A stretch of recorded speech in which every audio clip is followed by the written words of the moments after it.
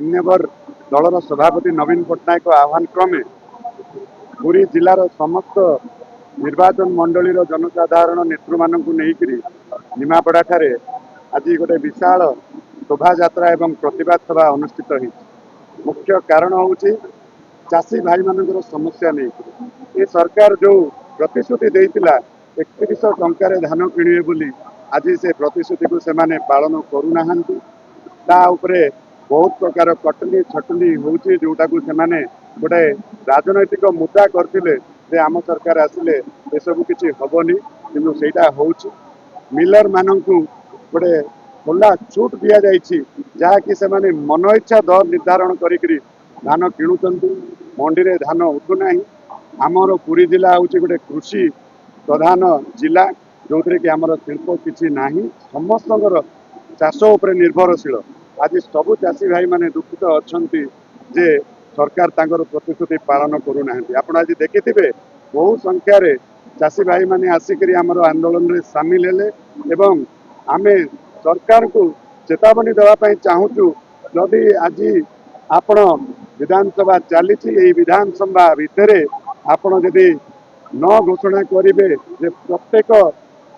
जिले में जिते कि मंडी अच्छी आ सरकार जोटा टार्गेट थिला 72 मेट्रिक टन धान उठेबे आज पर्यंत कौटी ना कौटी सीटा पहुँची ना मात्र 34 मेट्रिक टन धान उठी से कि आप देखिए छत्तीसगढ़ भाया गोटे छोटिया राज्य जोटि की कृषि हिसाब से ओडिशा को बहु पछरे किंतु सेठी लक्षे 72 मेट्रिक टन धान उठी सारी 172 मेट्रिक टन धान से उठी सारे जब कि ओडिशा रे सरकार आंतरिकता नहीं से आज आम कड़ा चेतावनी दौचु सरकार यथाशीघ्र चाषी मानकर समस्या को समाधान करूँ इनपुट सब्सिडी दिंतु ना आगामी दिन में नेता मंत्री किए घर बाहरी पारे निश्चित भाव में मु विगत दिन में विजु जनता दल मु 2018 मसीह विधिवत भाव में जॉइन करी नवीन पट्टनायक पाखे तापर मत विभिन्न जगह दायित्व दि जाइए मयूरभंज काम कर कलाहांडी काम कर केन्दुझर रे काम कर देवगढ़ जिले में काम कर तो सेमती मते एबे मु तो बहुत आगु इलेक्शन टाइम रे मते निमापड़ा निर्वाचन मंडली रे शेष जो सप्ताह थिला मते एठी स्वतंत्र भाव में पठाई आपण मैंने देखिए मु निर्वाचन परिचालना केमती करी आबेठू निमापड़ार समस्त नेतृत्व भाई भौणी मान सागे गोटे आत्मीयता मोर गढ़ी उठी जहाँकि मुझे प्रतिश्रुति देती आपण मैंने विजु जनता दल सागे रुहतु ये जी गोटे आमर पूर्वतन विधायक समीर रंजन दास जिते शेष मोमेंट रे दल छाड़ी पलैले तो कथार बहुत जन कर्मी बहुत नेता जावाई चाहूले मुझे अनुरोध करके हाथ धरिकी रखी आउ से प्रतिश्रुति पालन करी निर्वाचन पर मु निमापड़ा गस्त के बंद करना जार सुविधा असुविधा जिते जहाँ सब छिड़ा आज दलर सभापति श्री नवीन पट्टनायक मो जिलार नेतृत्व समस्त मो उपर आस्था प्रकट करी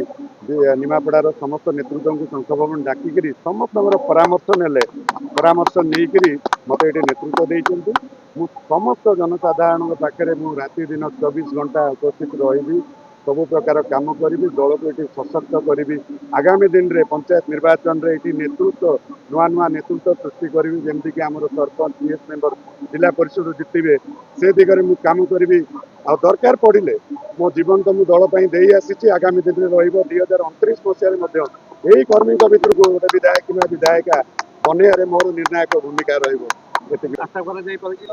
डबल इंजिन सरकार ओडिशार चाषी कूल को डबल धक्का कहले अत्युक्ति हम ना आपण देखुवे जितेबाला नूतन सरकार आसिला सेतेबाला ओडिशार चाषी कूल को आश्वस्त करते जे आमे एमएसपी दबु इनपुट सब्सिडी दे बिना कटनी छटनी रे 3100 टंकार धान किणबु किंतु आज आपण देखुवे चाषी रेजिस्ट्रेशन ठू आरंभ करी मंडी खोलिवा ठू आरंभ करी प्राप्य प्रदान ठू आरंभ करी धान संग्रह पर्यंत प्रत्येक क्षेत्र में राजरास्तार आज चाषी आज संपूर्ण भाव में सरकार विफल होती एवं राज्य में जो भली भाव में चरम आईन श्रृंखला परिस्थिति ता विरुद्ध रे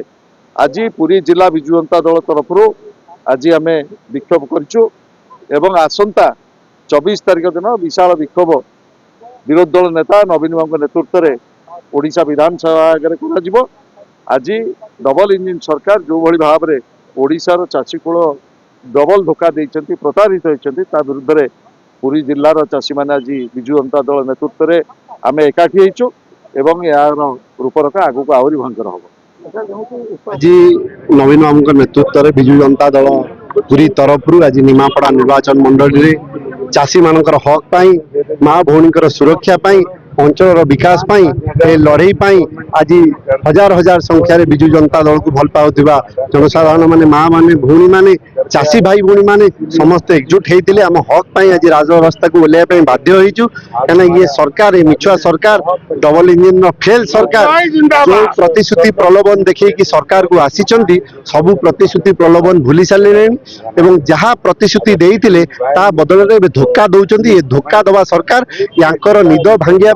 आज निमापड़ा विजु जनता दल तरफ गोटे ट्रेलर देखाई। आगामी दिन में खूब शीघ्र भुवनेश्वर